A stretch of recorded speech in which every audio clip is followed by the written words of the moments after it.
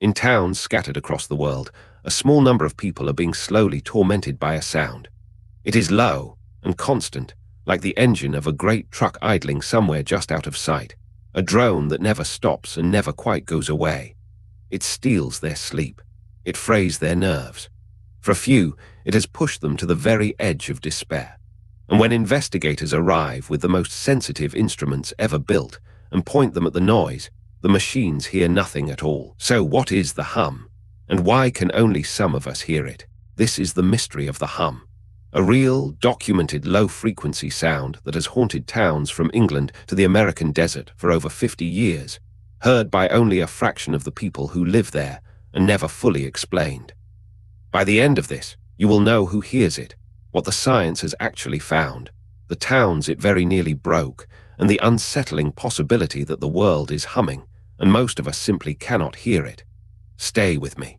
Ask the people who hear it, and the descriptions are eerily alike. A deep, throbbing drone, like a diesel engine idling in the distance, or a speaker with the bass turned far too low. It is almost always worse indoors, and worse at night, when the rest of the world goes quiet. And the thing that drives them to despair is not the volume of it. It is that the sound never stops, and they can never, ever find where it is coming from. One of the first great waves of it struck Bristol, in England, in the 1970s.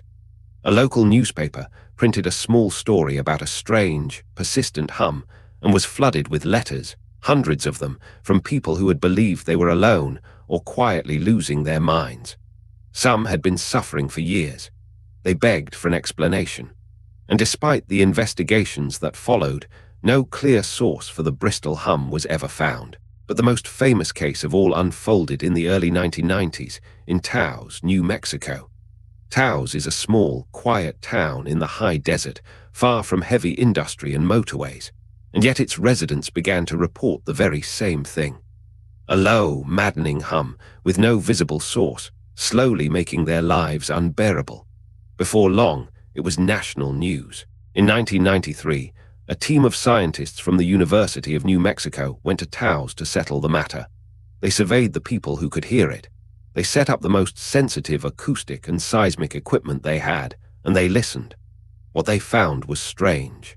The hearers were real and remarkably consistent in what they described. But the instruments, sweeping across every frequency, could not find a single external sound to match it. The hum was undeniable to the human ear and invisible to the machines. And here lies the first piece of the puzzle. Only a small fraction of people in any affected place can hear the hum at all. The estimates hover around 2%. They tend to be older, between 55 and 70, and slightly more often women. They are not picking up some vague, imagined noise. Their accounts match one another with unnerving precision, and almost all of them say the same terrible thing. Once you begin to hear it, you can never stop. For those people, the hum is not a curiosity. It is a slow torture. It brings chronic sleeplessness, splitting headaches, a rising anxiety, the particular madness of being tormented by something that no one standing beside you can perceive. Hearers have described wanting to drill into their own walls or to flee their homes entirely. And in the most tragic cases, the relentless noise has been blamed for driving people to the very edge of their lives. So where does it come from? The first possibility is the most disturbing of all, that the sound is not out in the world at all, but inside the listener. The human ear does not only receive sound, it can generate it, faint emissions of its own, and the brain can perceive signals that have no source outside the skull. A form of low, droning tinnitus could explain it perfectly, and it would also explain why the machines, pointed outward at the world, find nothing. The second possibility is the exact opposite, that the hum is entirely real, a true external sound, but one sitting right at the very bottom edge of human hearing, where only unusually sensitive ears can catch it. And the suspects are everywhere in the modern world. Industrial machinery, buried gas pipelines, high-voltage power lines, and the distant, ceaseless pounding of ocean waves against the deep floor of the sea. And in at least one case, that theory won. In Windsor, Ontario, residents were plagued for years by a powerful hum. But this time, the investigators managed to follow it.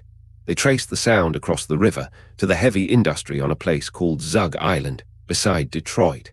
There was a real, physical, locatable source. Proof, at last, that the hum could be a genuine sound, coming from somewhere out in the world. But Windsor was the exception, not the rule.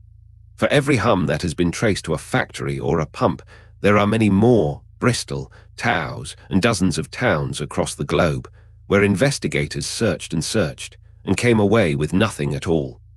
Whatever those people are hearing, its source has simply never been found. And then there is a fact stranger than any theory. The Earth itself hums. Seismometers all around the world detect a constant, faint vibration in the planet, a microseismic drone generated by ocean waves drumming endlessly against the seabed. It is far too low for normal hearing, but it is always there, humming beneath everything. And it raises a quiet, unsettling question. Could a rare few people somehow be hearing the planet itself?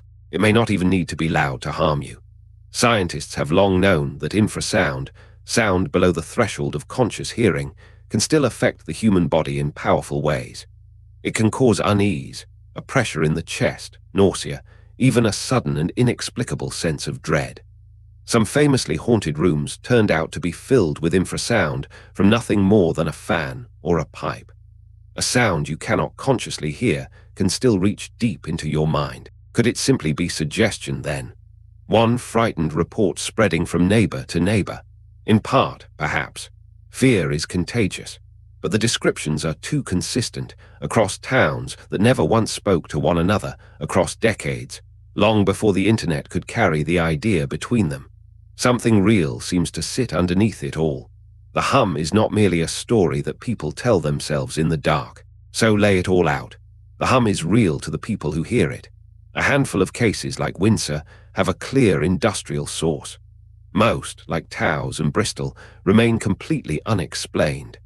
The likeliest truth is that there is no single hum at all, but a tangle of faint external sounds and unusually sensitive ears, different in every town. And no one answer has ever managed to cover them all. And perhaps that is the most unsettling part of the whole thing.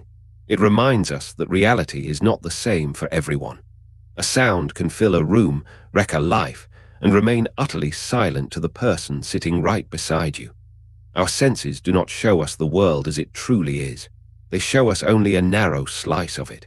And just beyond the edge of that slice, something, it seems, may always be humming. A sound that no machine can find. A quiet town it very nearly broke. A planet that hums beneath our feet. The hum is still out there and still unexplained. The next file we open is not a sound, but a silence. A lonely farm where an entire family was murdered by someone who, it appears, had been living quietly in their house for days, and who was never, ever caught. Subscribe so it finds you. This is Black Salt Ledger.